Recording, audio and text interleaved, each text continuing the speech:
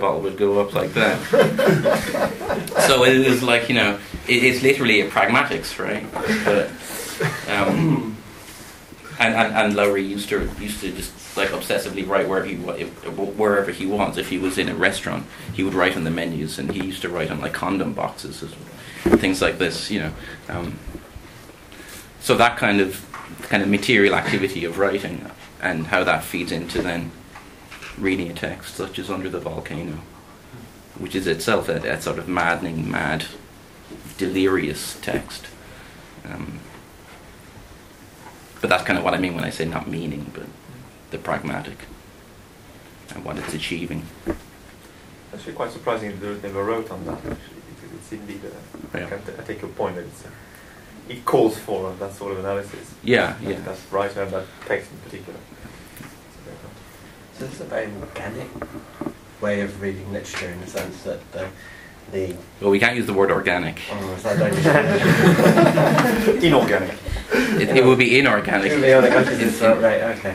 But in the sense that if you need to read one work, you need to have read the whole body of work, so organic in that sense. Well, and in order to, and that sort of, you're getting at the body of society, sort of diagnosing the body of society through this limb of it that's expressed, and the limb of society that's represented by the body of work that is created here. It's a very sort of, the image that creates to me is one of organic, horrible word maybe, but a sort of organic view of writing and society. A collective psychology, social collective psychology. It's a kind of... Yeah, I mean, this is kind of how Deleuze and Guattari describe schizoanalysis as pop philosophy, by which they mean popular people, but also a sort of accessible... I mean, Guattari says that when they wrote Anti-Oedipus together, you know, their main audience was non-academics and teenagers, and, you know, now it's only read by academics. Oh, well, you know, other people read it too, but it's been ensconced in the academy. And that's another thing that Deleuzians don't think about. You know, that Deleuze and Guattari's writing is inherently opposed to any sort of institutionalization, and yet it is now, because people like me and others are, you know, reading it in an academic context. I think there was a question from the one behind you as well. Yeah. Right. Yeah, I wonder how far the case generalises. I mean, the idea that what in conventional medical terms counts as illness or sickness produces certain very radical sort of dislocations of language. I mean, it sometimes seems to have the opposite effect, including on some of the people you mentioned. I mean, in Eliot, who was always very, very ill, sickly, it produced a kind of neurasthenic exactitude of language, high classicism. Kafka, to some extent, I can quite recognise Deleuze's reading of Kafka in Kafka's text, extremely self-conscious, carefully constructed, allegorical, parabolic, very sort of intensely self-conscious literary forms, and Fitzgerald, very, very elegant dialect, immensely self-conscious in placement of every symbol in just the right place. And Kafka, and Beckett. Beckett, yeah. So I mean, how far you can generalise from that thesis? I mean, just what I would argue on that basis is that Deleuze's own taste in literature is quite formalist, right? And that Deleuzean literary criticism would be a type of formalism, which again seems to be strangely at odds with the pragmatic or the biographical view that I'm talking about. But he tries to bring these two aspects together. But it's a formalism that's strangely not textual. He doesn't do a kind of textual analysis. But because he's interested in form as a philosophical problem, especially in terms of embodiment and how the body encounters forms and comes up against them and resists them. But yes, I mean, I completely agree with you on that point. And you know, Deleuze, for a guy who probably was definitely an alcoholic, he constantly uses the term sober to describe the type of stuff he likes. So he talks about Kafka's style as a very sober style. And he makes an interesting point that this is... He also, and with respect to Spinoza, he talks about Spinoza's asceticism, his sobriety, his sort of priestly life in that sense. And Deleuze says this is like a philosophical ruse. It's a mask the philosopher wears to taste the most sort of excessive forms of life. So I think once again that concern with form that you point to in literature is philosophically inspired. There was a question.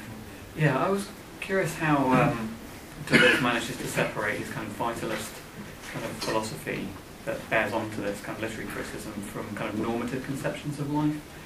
Because it seems okay to sort of talk about, you know, life as being expressive and becoming and sort of going in different directions. But I wonder how he's able to sort of get away from the kind of normative conceptions that suggest that life is about productivity or passing on genes or, you know, it's fair enough that he kind of picks on sort of alcoholics, schizophrenics, you know, homosexuals, whatever, but how is he going to sort of, you know, avoid any of those kind of charges of having a particular conception of what a good life is or a healthy life is? Yeah, I mean that's a big issue in the sense that he is open to that charge, and a lot of Deleuzians would just ignore it and say, well, Deleuze wasn't really a vitalist. What he says, but when he says life, he doesn't really mean something different. But there is a biological concern in Deleuze that we have to address, and one of the ways I try to do it, I mean, I can't really answer your question, but the only thing I would say is that why is Deleuze attracted so much to ill health and suffering and that kind of stuff, right? Is because he's trying to get across a conception of life that isn't about, you know, that isn't normative, that isn't about being a good, you know, well-integrated, sort of well-adjusted person. It's about expressing something beyond that. And so I think the body without organs, these kinds of concepts, the resistance to the idea of an organism, of a, you know, a smooth-working, smoothly operating machine. Like in Anti-Oedipus, they say that the machine works only by constantly breaking down. So there's always something stuck in the gears. But that being stuck in the gears, that is life itself. It's not the smooth running. It's not the perfect functioning of the body or the society. It's actually the kind of the cataclysms that overtake us. So yeah, that's how. Do you think, you know, a Deleuzian conception of life might be based on things like fragility, precarity, that sort of that might be sort of like the base concept for a Deleuzian life? Yeah, absolutely. Because it seems to come out a lot in, you know, like Judith Butler's work or Adam Phillips, you know, psychoanalyst. He talked a lot about kind of like that we should sort of focus more and more on sort of the infant as fragile and sort of radically open. Yeah, I was reading Phillips recently. I didn't realise he was so Lacanian. I was reading his recent, what's it called? I don't know, the recent one. Oh, I actually bought it for my brother, and then I said, no, I actually want to read this. But yeah, no, he's. But I don't know. You have to give me the reference for that in Phillips, because I don't know where he talks about that kind of stuff. But absolutely, yeah. I mean, I think you can use Deleuze's concept of life, hopefully beyond Deleuze's immediate context and his immediate concerns, in the ways he mentioned in terms of precarity is an interesting one. Or crisis, something that I'm interested in.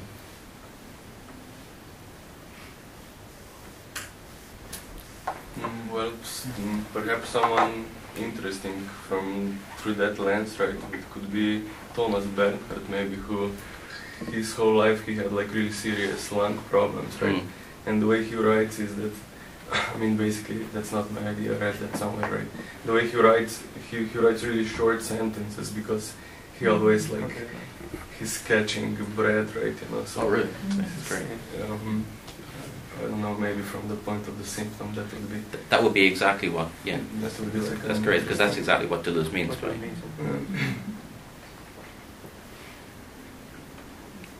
I was thinking of a totally complete different example of a time that I'd like to know what Deleuze as a literary critic, as a clinic, as a reconstructive would do with it.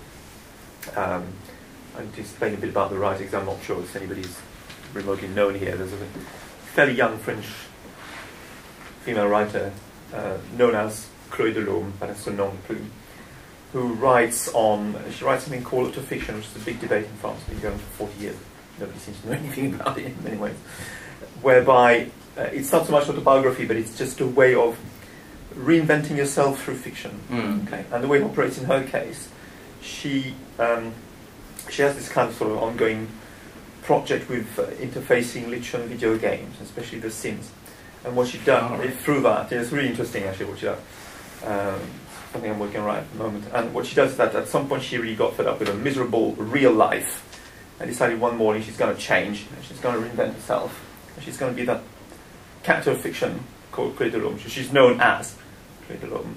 Okay? And she just reinvents herself book after book after book, and she lives out her fiction. And one of those texts she says that she sort of she was ejected from her body. I was thinking of that because of the body of the artwork. She was ejected from a body at some point, which she'd sort of inhabited for 40 months, and then she had to kind of take possession of another one. And she did that through The Sims, and through getting a player to interact with the books, in which she features herself, or books more often than not start, I'm Chloé Delhomme, I'm still Chloé Delhomme, and I'm still a character, character of fiction, etc. And you know, the character has to interact, and one of the books is actually a so-called livre-jeu, game book, whereby you follow certain, by rolling the dice at the bottom of the page, putting your finger at random on the page, look at the dice, see if it's sort of above or below a certain number, and you follow certain, you go to this or that section and whatever. So it's kind of interactive in that sense, and the character, the reader is invited to kind of play the character and also become the character by, for instance, you can download an avatar if you play The Sims. Okay. Yeah. So it's completely, I don't play The Sims. The reverse. I mean, just to give you a fragment of that project, which is absolutely phenomenal, but it's really interesting, and it seems to me completely opposite at some point of what Deleuze is talking about. Really. Yeah. I mean, would you see that as completely needing a completely anti model of the kind that you've exposed? Yeah, Deleuze probably wouldn't like that. I mean, but yeah, as I was saying, we shouldn't be too worried about what Deleuze wouldn't like. You know, I think that's a harmful thing, and I think, yeah.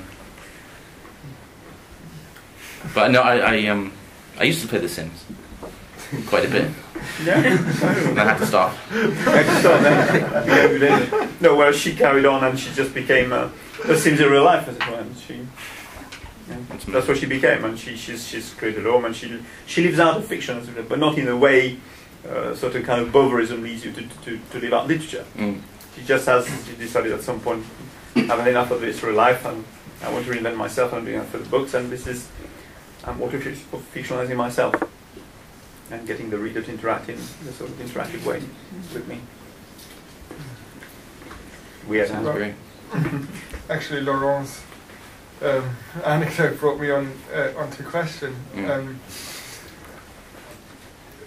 The texts you looked at, I mean, I might be very mistaken, but are they possibly handwritten in the sense that I was thinking about, would this work, this kind of analysis still work today when, you know, literature is produced in a very different way than, say, when Kafka was writing? Just the act of writing has so drastically changed with, say, computer, modern technology.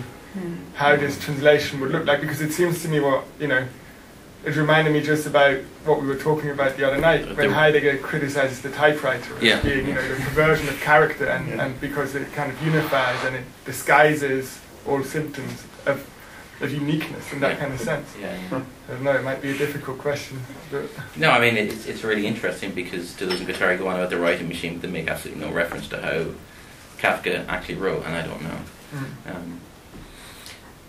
But going back to Lowry's writing practice is quite well covered in biographies of him, and his sort of frantic, obsessional writing down of everything. And they even say that